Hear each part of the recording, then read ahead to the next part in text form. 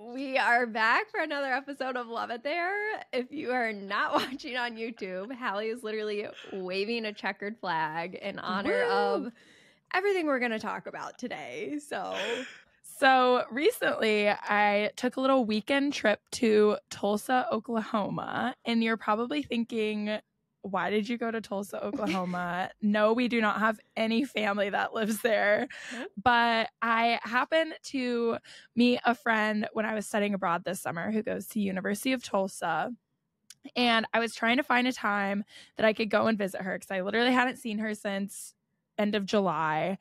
And it just so happens that our older brother, who has always raced cars, like growing up, he's always raced cars. He does like pretty much one race a year now. And it's this big race out in Tulsa, Oklahoma. So I planned a little trip out there so I could not only see him race, but also visit my friend.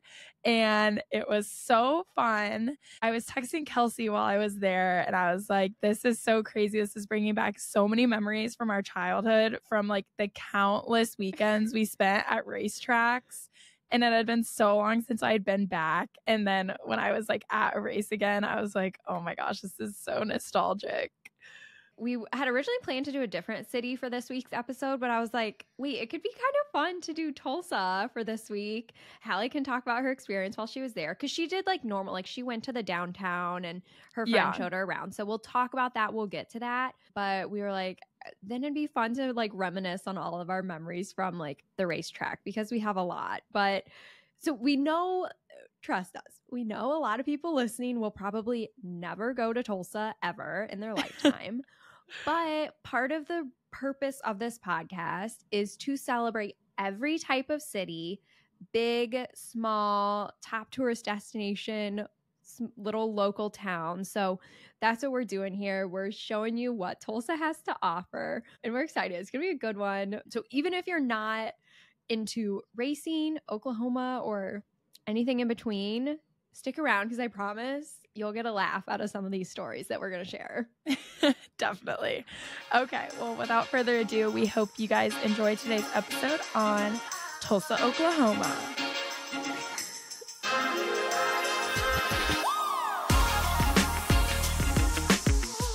Okay, Kels, do you want to get us started on some of our favorite racetrack memories from childhood? I'm like already laughing. I'm just like looking at our outline and just like seeing the things we have listed. Gosh, I hope you guys find it funny and it's not just me and Halle laughing, but oh well. Well, first, I feel like we need to set the scene just so you guys can like get a good picture, because I'm sure there's a lot of people listening that have never been to like they have no car idea what we're race. about. They're thinking NASCAR. They're thinking Formula One. This is not Formula One. Not even close. So our brother got his first race car when he was 6 years old, and he was like kind of on the older end. These types of cars that you can race, they're called quarter midgets that he started with. You can start practicing when you are 4 years old. So these are literally toddlers that are out driving race cars on a little track. And it's just like that in and of itself creates so many funny situations. I mean, they're just little children out here bopping around the racetrack. So the cars are like little, they're kind of like go-karts. Yeah. So that kind of size. Exactly. And we grew up, the racetrack that Dylan would always go to was at our Indiana State Fairgrounds. So that already, just picture the state fairgrounds. There's horses. There's like, I don't know. There's just like, we're talking farm. We're talking country. We're talking the type of crowd that you would expect to see at the state fair. You know, we're thinking lots of jorts, lots of the transition sunglasses. Oh, transitions. That is like so spot on. I was not thinking that, but like that's perfect. Yeah. So, okay. Do you picture that? Can you picture that? All right. So, this is the type, I mean, we were at the racetrack. It felt like every weekend. I don't know if it was every weekend, but I mean, and Dylan started this when he was 6 years old. Halle wasn't even born yet. So I was literally, we have pictures of me at the racetrack when I'm like a newborn. Like I'm in the like toddler little like playpen. The like pack and play. Like, like the pack and play. I'm in the pack and play at the racetrack. Okay. Yeah. She was just toted along to that. And, you know, that's where we grew up. Halle literally grew up going to the racetrack every weekend. Since birth. Yes. And okay, to also give you an idea of the type of people that are at these racetracks or just like the environment there. So there's this one race that Dylan does out, or that he did. It was in Maryland. Okay. So we were one year at this race, and it's, you know, outdoor. You're spending the whole weekend outdoor, basically. People have RVs that they go into to like eat their lunch or whatever, but you're outdoor at the track the whole time. And Halle is a little baby at this point, and I'm, you know, 7 years old. And Dylan is racing. Dad is in the pits with him. We're like waiting for Dylan's race to come up or whatever, because it's a long day in between races. So me and Mom are playing a little card game. And while we're waiting for Dylan to race, Halle's in the little pack and play next to us. She's a newborn. This boy in jean overalls with nothing underneath, he's maybe 5 years old.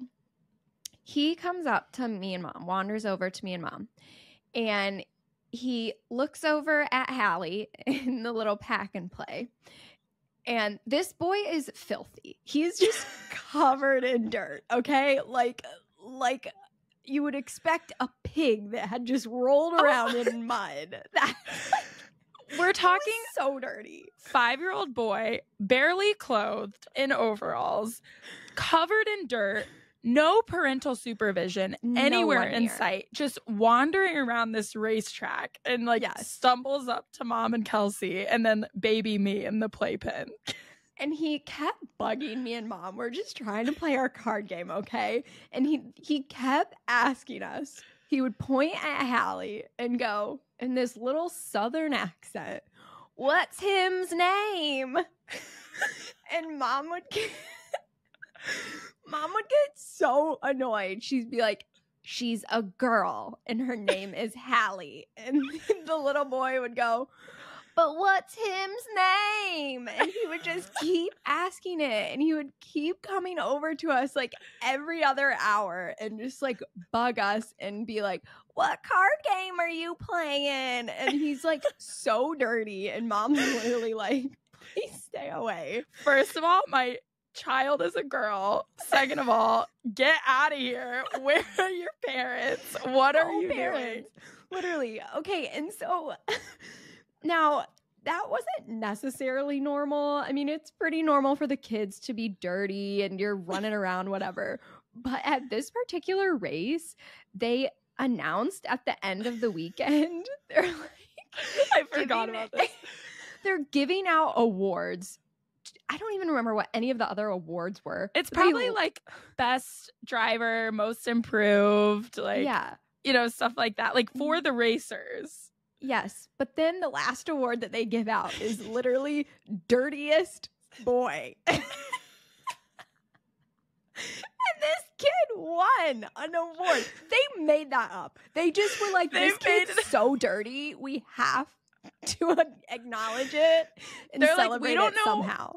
Whose boy this is, where he came from, but he has been talking to everyone all weekend. They're like, you know who he is. Dirt boy in the overalls. Dirtiest boy award goes to Dirt Boy. Woo! Oh my gosh, we still talk about this. I literally texted our brother and I was like, "Dylan, we're gonna do Tulsa for our next podcast episode. Like, I'm so excited for all the like track memories." And he was like, "Oh, you guys better talk about Dirt Boy." Like, it's like known in our family. We just it's like an inside joke. We talk about Dirt Boy. Wonder where Dirt Boy's at these days. Yeah. Oh my He's like gosh. mid-20s by now. Oh yeah, for sure. Hope he's learned some hygiene techniques since age 5. Yeah. Wonder if he still my has his gosh. dirtiest boy award. Yeah, his little printout certificate. Yeah. So yeah, Oh, if that that's so doesn't set the funny. scene for you, I don't know what would. Yeah, that is pretty perfect.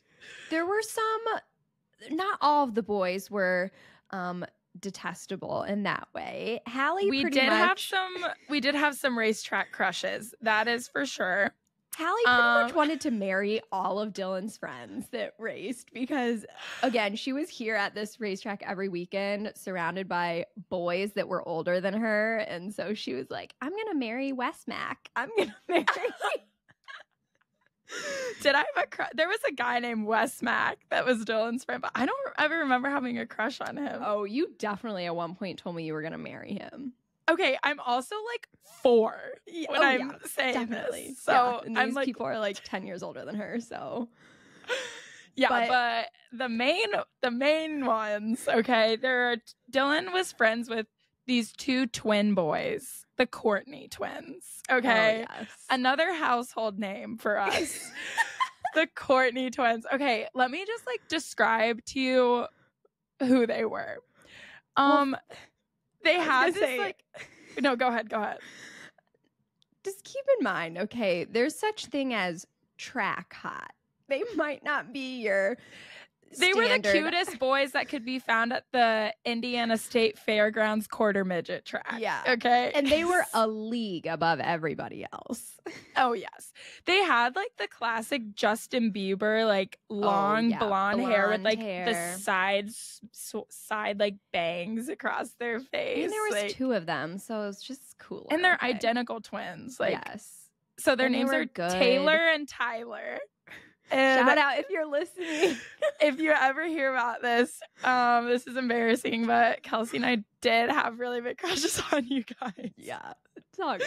I don't know what they even look like now, but Me either. they were at the race this weekend, and I texted Kelsey because their names like kept coming on the intercom. They were like, Tyler, Courtney, whatever. And I like texted Kelsey. I was like, OMG, just got butterflies because I heard Tyler Courtney's name.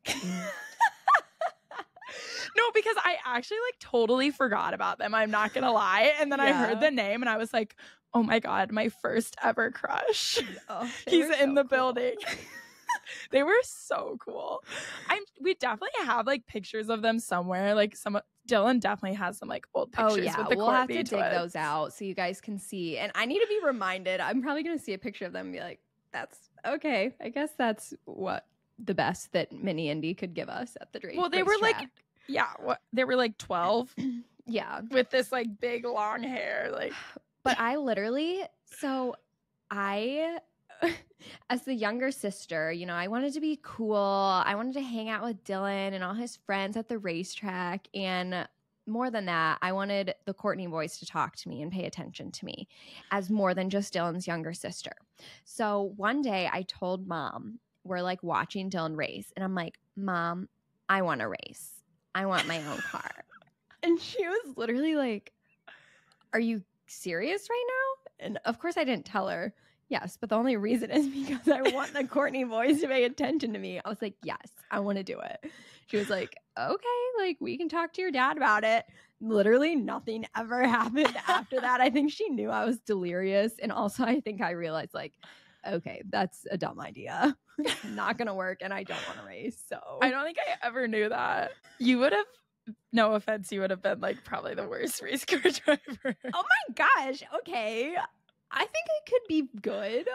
I just feel like you're like, especially when you were little, you were like so timid. Okay, but I was a little gymnast at that point. I was strong. Oh, yeah. Actually, I guess I was like a soccer player at that point, but all right.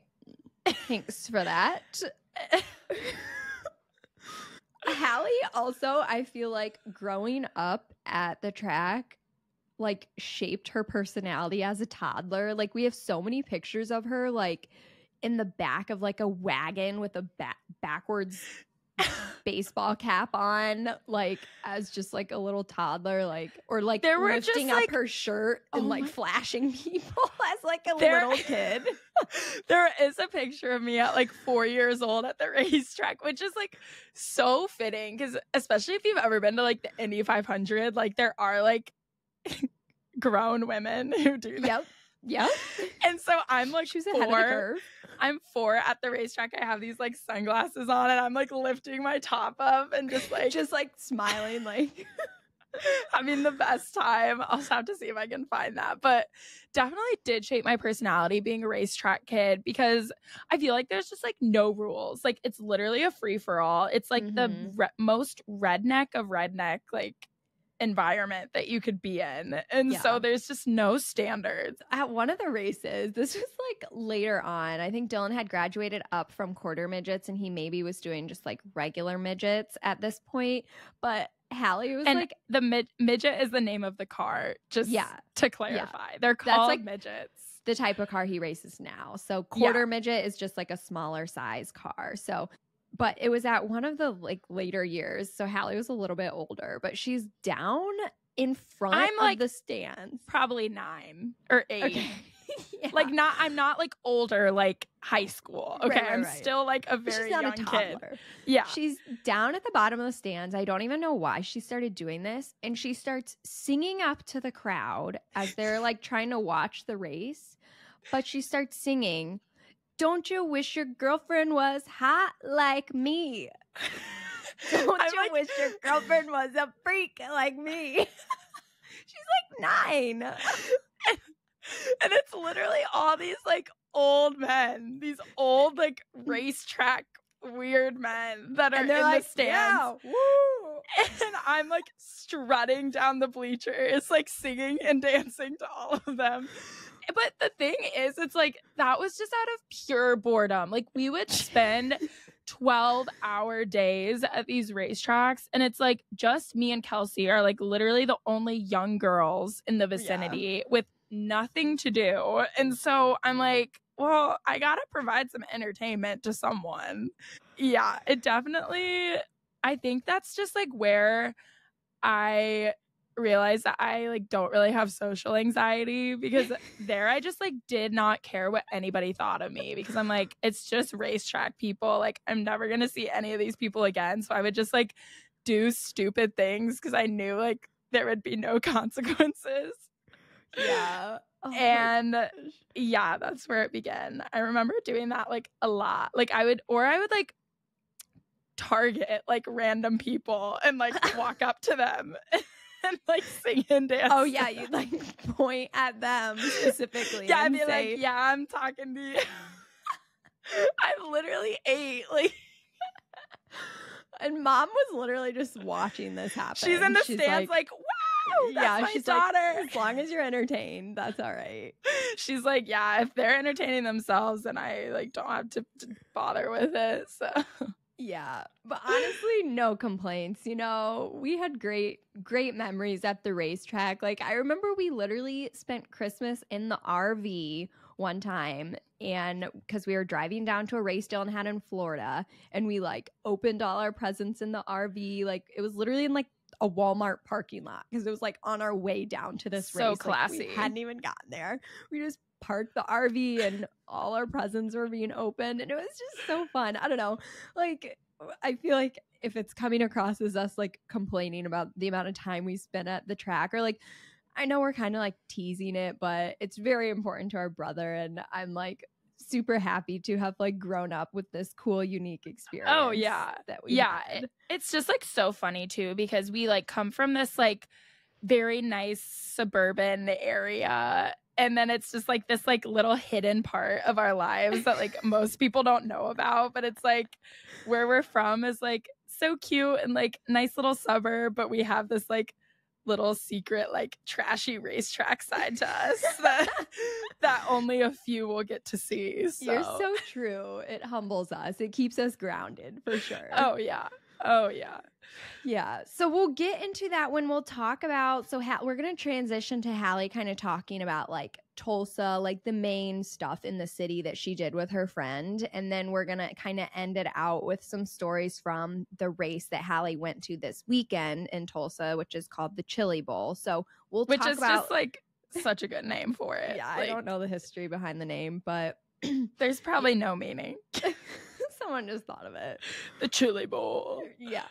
So we'll talk about that a little bit more. So now that you have kind of this in your head, hopefully the stories that we tell at the end will kind of make sense. Yes. Okay.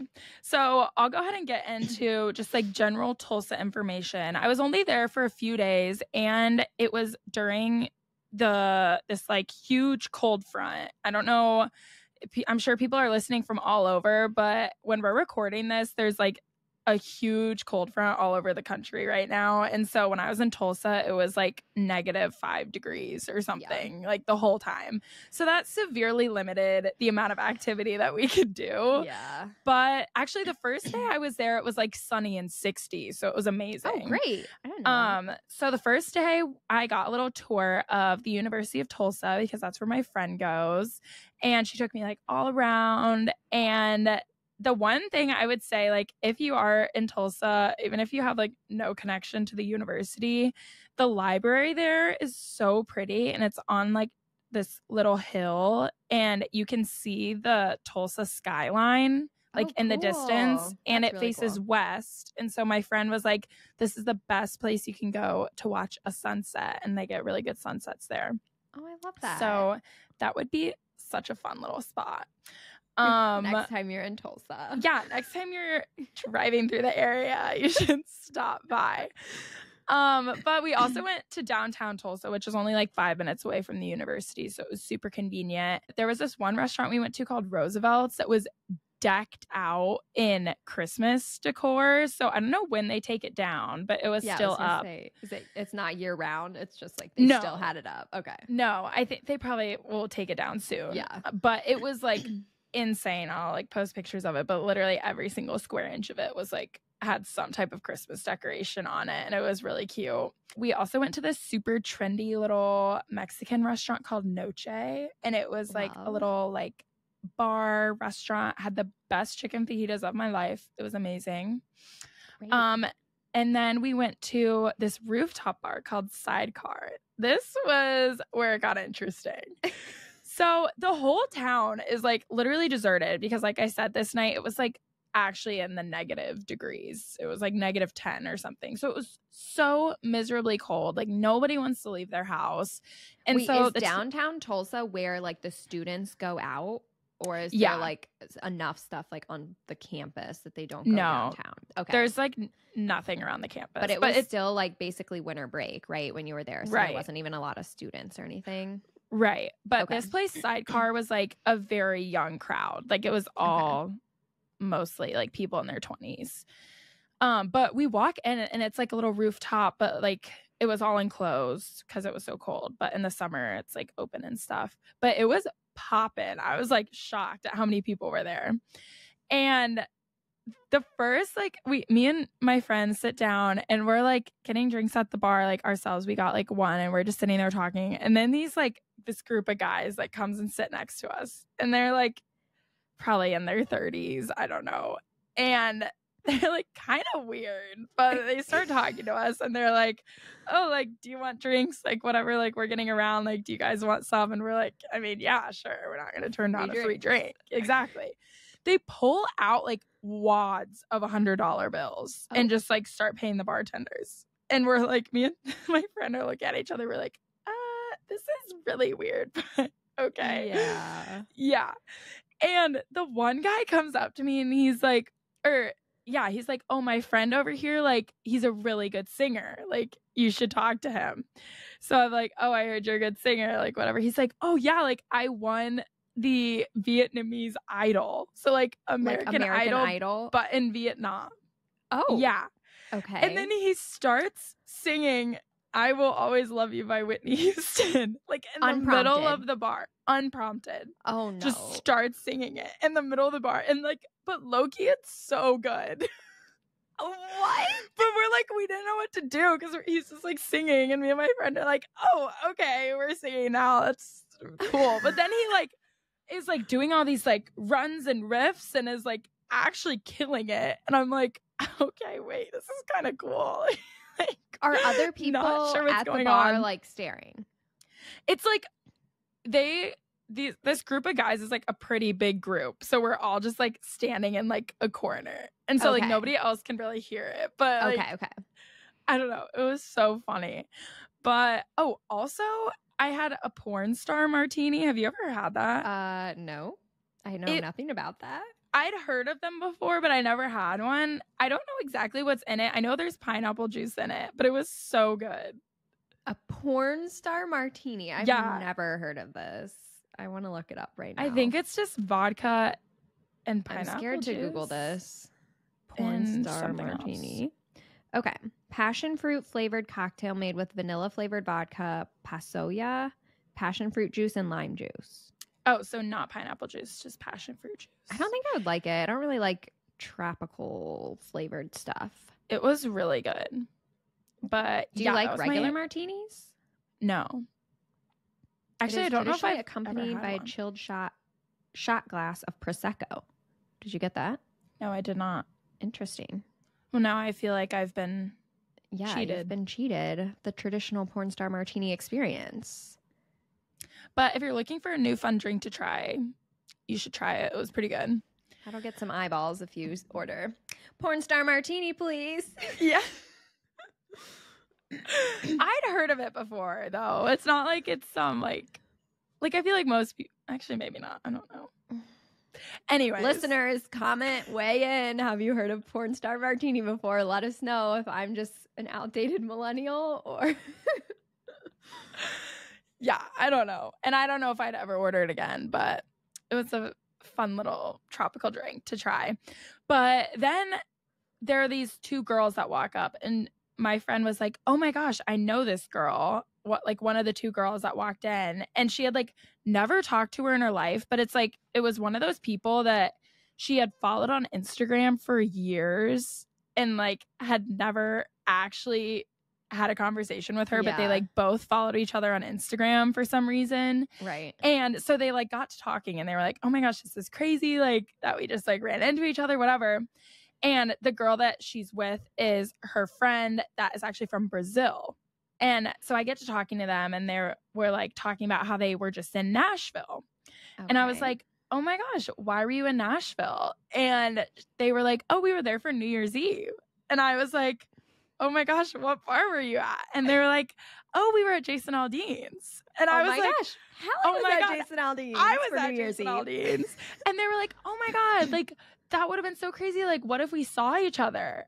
And then I was like, I didn't say this, but I was like, well, you definitely wouldn't have seen me because I wasn't even there after midnight. So we definitely missed each other. Didn't last long. They were like, wasn't it the best night ever? Like the ball drop was so fun. I was like, yeah, it was so great. Like I love it. I was in an Uber when that happened. Yeah. Tending to my friend. I wasn't going to get into that, but yeah, if you haven't listen to our New Year's Eve recap episode, you need to go back and listen because it was a wild New Year's Eve, to say the least, and not in a good way. But yeah, so that was just like funny little coincidence. But then another thing I thought was funny is that we like got waters as we were leaving, and the girl that was from Brazil was like, oh, like how much do we need to pay? And I was like, girl, water's free here. You're like, in America, don't honey. Get it twisted. You were in Oklahoma. Yeah, like everywhere else you go, like in Europe, and I guess Brazil too. I wouldn't know because I've never been, but like you have to pay for water, and it's the most annoying thing ever because like shouldn't that be your human right to like have water? I don't know. Yeah, and that's why people just drink alcohol in other countries because they're like, well, if I'm paying for a drink, I might as well make it an alcoholic drink. Yeah, well, I like. Either that or I drank like so much more soda when I was in Europe than I never drink soda here. But I'm like, I feel so dumb literally paying for a bottle of water. Like I might as well get something like different. I'm a water girl through and through. I'll pay for that water. Yeah. But then, okay, another person that we ran into at the bar, that my friend also knew somehow. I think he went to University of Tulsa too, but he was from Ecuador. I'm like, why are there so many like fun and diverse people here? Yeah. We got Vietnam, we got Brazil, we got Ecuador. Yeah, Tulsa, Oklahoma, the melting pot. So I'm talking to this guy from Ecuador, and he's like telling me how he's been to 11 countries this year. And I'm like, no way. This year, or like 2023. Okay. I was like, not 2024. 13 days in the past like 12 months. Okay. And so I was like, oh my gosh, that's so cool. Like asking what countries he's been to. And then I was like, which one was your favorite? Like, which one do you recommend the most? He was like, hands down, Portugal. And I was like, that is so interesting. Wouldn't have like picked that out of all the countries he listed off. But I feel like I've been hearing that so much lately. It's like so many people are going to Portugal. Yeah, it's so trendy on Instagram, I feel like, to go to Portugal. Yeah. I've seen so much on it. So I asked him like why it was his favorite, and he was like, everything is so cheap there. Like you can have such a fun experience for such little money. And he told me this, I don't know if I can believe this or not, but he said that he got a multi-course meal for $6 American. I mean, I could believe that because when we went to Budapest, which I know that's like so different than Portugal, but like you truly could get so much like nice food for dollars. So that's insane. I bet you could find a place like that in Portugal if it's similar. Yeah. And maybe he was going to like smaller towns, like probably not anywhere super touristy. You could get stuff that cheap, but yeah, he was like, it was so great. Like how expensive of an experience we had, but like spent so little money. Right. Okay. So we might have to, I was going to say, might have to add it, even though I'm not going to be probably going on any fun trips soon, but you can, Kelsey. You can add it to your list. My list is long of all these places I want to go to. We'll see when I get to them, but yeah, it'll be on the list. The last place we went to was called the Three Tequilas. And it's like your standard Mexican restaurant on a college campus that like you can get into when you're underage. You know, every college campus has one. Tulsa's is called the Three Tequilas. Okay. So we go into this little Mexican restaurant, and every single table has these like people that are eating there. They all have these giant margaritas, like the biggest margaritas I've ever seen. And I'm like, is this like the standard size? And my friend's like, yeah, like this is what everyone gets. And it's called the Big Mama. Oh, love that. So we get the Big Mama margarita, and we like share one because there's no like, it was so large. There's like 4 straws that they give you. Oh my gosh. Want so many people to drink it. But yeah, so that was so fun. I have a picture that I can put on the Instagram of our Big Mama margarita. Love it. Okay, so that kind of covers like food, bar experience in Tulsa. Another really cool place I went to though is called the Gathering Place, and it's basically this giant outdoor park. It's over 100 acres. My friend told me that they spent more money to build it than they spent on building Central Park. And she told me this before we got there, and I was like, there's no way. Like, I don't even know what to picture. But we get to this park, and it is actually so amazing. Like, granted, we went there on the day that it was like so cold. So the amount that we walked around was pretty minimal, but it was so cool. We got to like drive around a little bit. Basically, this park has playgrounds, gardens, trails, picnic spots. There's a whole man-made lake with free kayaking. There's like splash pads, sports courts, a whole like skate park BMX thing. Yeah, okay. And everything is free. So there's no like paid entry or anything. It's all just like open for the public. There's over 13 miles of sidewalk. So if you want like a walking path or running path, it's huge. Nice. Yeah. And I looked it up to like fact check, and it said they received a gift of $465 million to build this park, which is the largest private gift to a community park in U.S. history. So like bigger than any type of funding for Central Park. Who's gifting $465 million? That's for a park in Tulsa, Oklahoma. I'm like, it was like random, but it's so cool. And this playground, I was like, I wish I was 8 when I went because I was like, I was trying to get on this playground. It was so cool.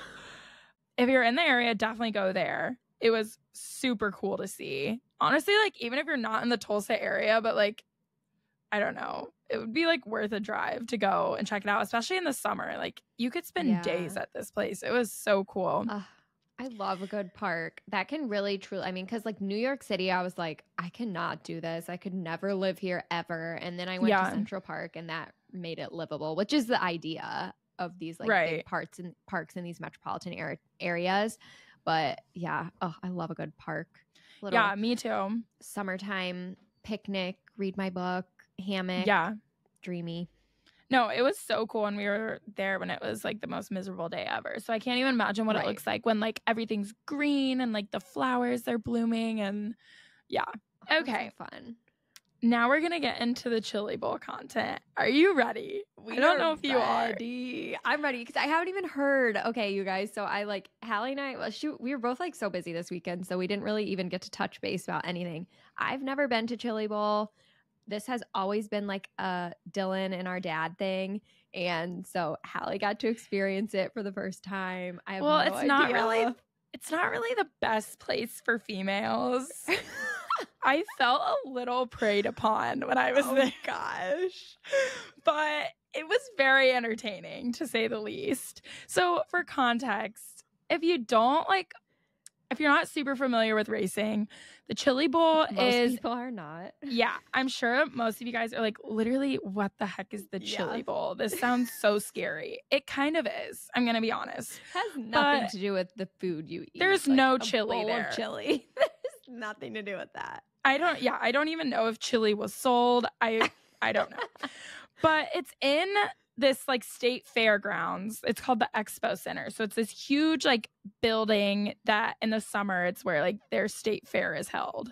And they build a dirt track in it. So they just pile a bunch of dirt in this building and make it into a racetrack and the fans pile in. Over 10,000 people are at this race. Okay. Oh my gosh. So it's like it's like a big deal. It's big time. Yeah, if you know racing, you've definitely heard of the Chili Bowl. This is like the Super Bowl of the racing world. Of like dirt racing. Yeah, this is not Formula 1. This is not NASCAR. This is midget racing, but it's like the Super Bowl of that. Yeah. So our brother has raced at this. I think it was his like 11th or 12th year going to this. So his first time he was 17 or maybe just turned 18, and this year he just turned 30, and he's like raced at this race every single year. So for our family, this is like a big deal. Like we get excited every year that he's going to this race. And so I was like really excited to get to check it out because like our dad and our brother talk about it all the time. I'm like, okay, let me see for myself. What's the hype about this Chili Bowl? Like I honestly went in with such low expectations because it's like we said, we grew up going to these races. None of them were ever that exciting or entertaining. And so that's kind of like what my expectation was going into this. But I was like, whatever, it'll just be great to spend time with the fam, like whatever. I get to this track and it is like your normal, Kelsey, your normal race experience, but like on steroids. Okay. So the characters that you normally see at the racetracks multiply by like 500. They're everywhere. Okay. The people watching, phenomenal. I hope you got some good photos and videos. I did my best. There was like, I was trying not to be creepy, but there was this one boy. He was like probably 10 or like 12. I don't know. He's like walking around with his dad, and this boy is wearing this hoodie that says, "I heart hot race moms." Oh my gosh. That is like the epitome of a racetrack outfit. That is too good. Yes. His father was so proud walking around with his son in that sweatshirt. Oh my gosh. The dad probably had a matching one. He just wasn't wearing it. Oh, probably. He had to keep it low key, you know? Right. Yeah. But yeah, so those are like the type of people. We got a couple dirt boys running around. We got a couple boys in the I Heart Hot Race Mom sweatshirts. So just to set the scene for you, the race, goes from Monday through Saturday. So Monday through Friday are like the qualifying races to see what race you get put in on Saturday, which is like the main event. So Monday through Friday, pretty low key. Saturday, all hell breaks loose. It's crazy. Big time. Yeah. So this is where like the people watching was so good on Saturday. So the main race, like the A main is what it's called, is Saturday night. And I was already so entertained by the people and like the sights. I was just sitting there observing all day, so entertained. It was great. The A main comes along and they come out of the woodwork. It gets so interesting. The people just like start showing up. There's like men in these weird, colorful costumes with matching cowboy hats. I'm like, what is happening? My gosh. Then all of a sudden they start like these men in costumes start like throwing out things to everyone in the crowd. So it starts with Mardi Gras beads. Okay.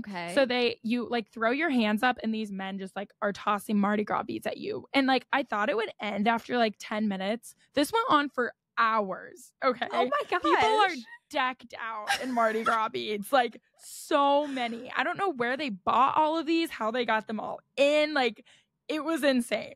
So it starts with Mardi Gras beads. Then there's a man that starts walking through each section with this giant sign that says, hey, like H-E-Y, like hey. Okay. And he just goes hey. around, just hey. That's okay. it. All right. He goes around to each section and raises it up and everybody yells, hey. He raises up the sign. And that's literally it. And he goes around to each section and you just hear, hey, hey. In each section. And then he throws out beer koozies. Okay. So fitting. Oh, so, right. Yep. So we got the Mardi Gras beads and we got hey guy with the beer koozies. Okay. Then this guy walks around with a bucket. Different guy. We got another guy with this giant bucket that starts walking around through the crowd. Guess what he throws out? I have literally no idea. It could be anything. Could be anything. Well, it was Slim Jims. Okay. Oh my gosh. Such a man's world. It's such a racetrack world. Like this is just the epitome of dirt track racing. Like it just like it was so funny, but I'm like, no, this makes so much sense. Right. Like it was so fitting. So yeah, I got a couple free Slim Jims, caught them from the Bucket Man. And then the Bucket Man like went away for a while and then he came back and instead of Slim Jims, he had those gummy Krabby Patties. Oh, and he just starts throwing those up. Like I'm telling you, it's the most random. Wait, I have not remembered those gummy Krabby Patties in probably over 10, 15 years. But no, that's what I mean. Like nobody eats those anymore. Like why I loved those. No, they're like they're so good. But so like, good. How do you think to bring I didn't even know they in sold Slim those. Jims? I wonder how old those were. Did you eat one? No, I didn't. But they've probably had those just in the back room for like years. They're like, all right, chili bowl time again. Get the gummy Krabby Patties out. Right. They collect all the unopened ones from the stands after and just put them back in the bucket. Recycle for Save next them for next year. Exactly. So all these like random things are being thrown around. I'm like, this is so entertaining, but like so wild, weird, whatever. I get up to like go to the bathroom because I thought like everything was kind of dying down, getting ready for the race to start. And I'm walking down the stands, go to the bathroom, and people start handing me mini rubber ducks. Like, what? Rubber duckies, but they're like so small. And people are just like, here, here, here. And I get like 3 rubber ducks. And I'm like, what is happening? This is so random. What so are you weird. actually supposed to do with those? No, I have no idea. It was so like everybody was just handing out random things. And I was like, is this supposed to make sense? Like, I don't understand what's going on. But I'm actually confused about the rubber ducks. No, did me you too. ask Dad about the rubber ducks? Did he know? He was like, oh, no, this is just like every year. This is just what happens. Just people give out random things. Yeah, he was like, every year the men in the costume show up and they just like start throwing random things to the crowd. I'm like, all right, it's just the chili bowl, I guess. It's just how it goes. Yeah. And then, okay, this part was actually cool. Before the race started, they started handing everybody glow sticks and confetti cannons. Oh my Everybody, gosh, it's a big party. it was a big party. So everybody's got glow sticks. They like turn down the lights and like get ready to go. And they seriously have hundreds of confetti cannons. So like every single person has one. And when like the race starts, everybody shot them off. And I got like a cool video of it. And it was actually like so fun. Oh, I was like, so cool. I was like, dang, Chili Bowl's kind of fun. Like, this is great. But Halle's going to make it her yearly tradition now to go out to Chili Bowl, even if Dylan's not racing. I'll get the squad back together. Like, Yeah. I gotta reunite with all the friends I made there. Oh my gosh. That's amazing. Okay, so then when the race starts, is everybody just like wild and like cheering still? Or then do people get like so serious and they're like, oh, okay, no. It's like, it's like a big The whole party. time. Like, yeah. I mean, by this point, it's like 10 p.m. We got there at like 9:45 in the morning. So like, I've been there for over 12 hours at this point, and like, the way most people get through the entire day is by drinking. So by 10 p.m., almost every single person in those stands are like plastered. Yeah, right. And so they're not focused. They're not taking it seriously. They're just there to have a good time. Oh my gosh. So they got their Slim Jims in one hand. They got their confetti cannon in the other hand, and they're ready to go. They got their beer drinking out of a straw in the middle. Exactly.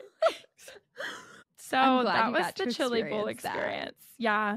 And I got to be in the same vicinity as Tyler Courtney again. So flutters in the heart. Did you talk to him? No, I never got to see him. He was like doing really well in the racing. I was going to say he was definitely busy focused. Racing, busy being a star. As he should. Where was the other twin? The other twin was probably there in the stands. No, the other twin was there. He doesn't race, but he like owns a bunch of cars. Okay. So he was like there being in charge. I don't really know. There you go. Well, just the Courtney brothers doing what the Courtney brothers do. Slaying. Oh my gosh. It's hilarious. Oh man. It actually was a blast from the past though. Like it was so nostalgic. Yeah. No, and that's what like kind of wanted to dedicate this episode to our brother Dylan because we love ya and we're grateful for all these memories. We're proud of you for everything that you've done in your racing world because he really only races like once a year now, and he can usually still like hang up there with the best of them that race like full time. So he's awesome. We're proud of you, Dill. Much love. Yes, so proud, and also so thankful that like we've had this part of our lives because like we said earlier, it has like shaped us so much and exposed us to like so many different types of people, so many different types of experiences that like most people never get to have. And like, yeah, not the most like glamorous weekends were spent at the racetrack, but also like some of our fondest memories were also at the racetrack. So it's like, we'll always hold a special place in our heart for sure. Yeah. And like we kind of said at the beginning, you know, I know Tulsa's not like a big touristy destination. We're not expecting you guys all to like run and book your flights to Tulsa after hearing this episode. But or like, to buy your tickets for the Chili Bowl next year. But the point is just to showcase like each city like has something that makes it unique and makes it special, and it's worth celebrating. It doesn't mean it's like worth planning a vacation there, but it's just cool to see. Like most of you listening probably had no idea that this sort of thing even existed in the whole world, let alone like, yeah, this is like big time in Tulsa, Oklahoma. So I don't know, it's just cool. And more, I know most of our podcast episodes so far have been kind of like big time touristy destinations, but we are going to try to start like sprinkling in little episodes like this that just kind of showcase like a random city that we've been to that's just like awesome with its own little quirks way. And yeah, for sure, because that's like, I don't know, it just like that's part of the reason why we love travel and we love experiencing all these different things, because it'd be boring. I mean, honestly, it would be boring if you just do like European city.